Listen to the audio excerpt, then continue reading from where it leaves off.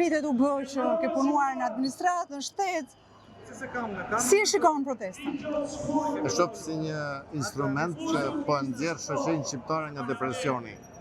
E shoh që po rritet një brez që nuk janë si thot populli qenë të rrahur, si brezi post-komunist, por e shoh si një brez që lufton për dinjitet dhe që është shkolluar, është sjellje civile dhe që tenton të marrë ato përgjegjësi që janë mohuar në kuptimin e të drejtave të njerëzit, të pjesëmarrjes në jetën publike.